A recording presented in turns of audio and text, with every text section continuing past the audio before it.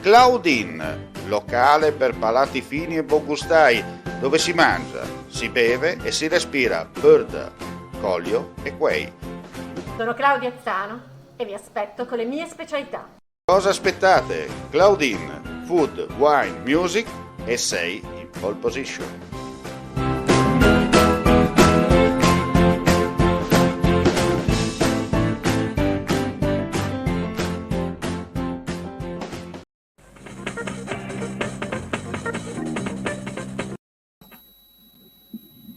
Cordiale saluto gentili amici, ben ritrovati al primo appuntamento informativo su friulitv.net con gli aggiornamenti di cronaca dal Friuli Venezia Giulia. Apriamo da Udine. Rissa ieri sera tra due famiglie di nomadi in via Pozzuolo nel capoluogo friulano, per la precisione nell'Interland Sud, che è avvenuta appunto nel tardo pomeriggio, intorno alle 18, tanto per essere chiari. All'arrivo dei carabinieri erano rimasti solo i residenti, completamente ubriachi, che hanno dato in escandescenza e poi sono stati portati in ospedale per valutare le lesioni patite e successivamente trasferiti in caserma per le pratiche di rito. Il diverbio è scoppiato per futili motivi. In supporto ai carabinieri anche gli agenti della questura e i colleghi della polizia locale del comune di Udine. La videosorveglianza e le indagini condotte dal comando di polizia locale di Monfalcone hanno consentito di individuare il responsabile di un furto di un cellulare avvenuto in un locale del centro. L'autrice, una donna residente nel comune, è stata denunciata a piede libero dopo che la polizia locale l'ha individuata attraverso le telecamere installate in Piazza della Repubblica.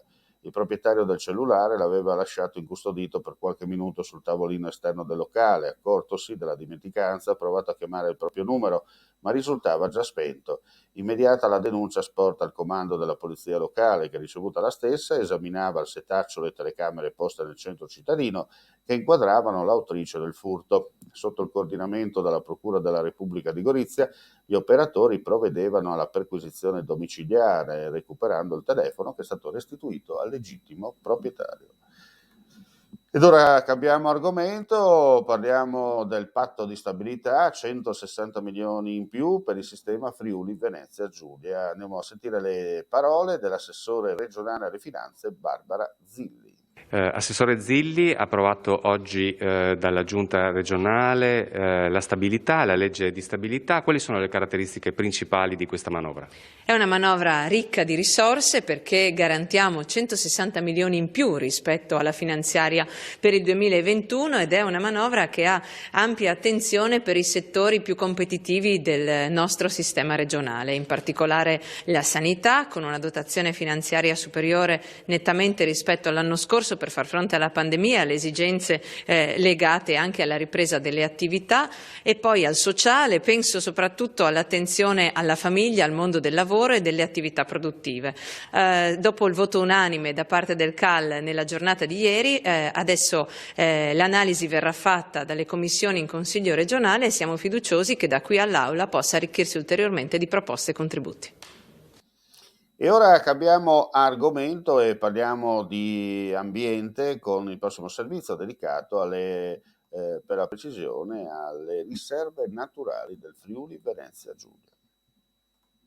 Anier oggi è passato in Consiglio regionale la revisione di una legge che da 20 anni gestiva le riserve naturali e i parchi. Quali le novità introdotte?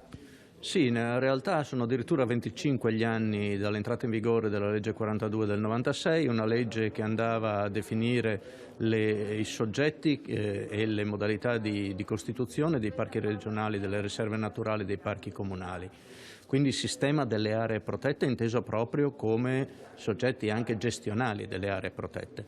Cosa diversa rispetto a quella che è la tutela delle aree naturali, che hanno altre normative che non sono certamente quelle della 42 e che addirittura si integrano e vengono in qualche modo gestite con questa modifica normativa all'interno di una visione organica con il sistema delle aree protette. È evidente che dopo 25 anni c'era una necessità di aggiornamento normativo che è nata dalle richieste degli enti gestori. Quindi non è stata un'iniziativa voluta puramente per fare una modifica normativa, ma perché il sistema di gestione delle aree protette ci ha segnalato una serie di disfunzioni che in questi 25 anni limitavano la loro capacità operativa e quindi ci chiedevano una maggior velocità, una maggior snellezza dei procedimenti, oltre che un adeguamento rispetto a un quadro che è completamente mutato anche dalle norme sia sovraordinate sia quelle regolamentari regionali che sono cambiate con l'adeguamento anche alle norme europee. E con questo servizio è tutto per quanto riguarda questa edizione live del mattino. Ulteriori news sul nostro sito friulitv.net. Grazie come sempre per la visione e l'ascolto e non resta che augurare a tutti voi un buon proseguimento di giornata. Vuoi assaggiare una birra dove al suo interno scopri la specialità tipica friulana? Lumi Beer, il prodotto ricavato in 20 ettari di terreno coltivato orzodistico, biodiversità, performance ambientale. Lumi Beer nelle sue 5 versioni disponibili, 4 per consumo veloce e dissetante e la versione Magnum per intenditori. Lumi Beer si abbina a qualsiasi palato. Lumi Beer è un prodotto esclusivo Azienda Agricola Pancera, il buon seme, i buoni frutti.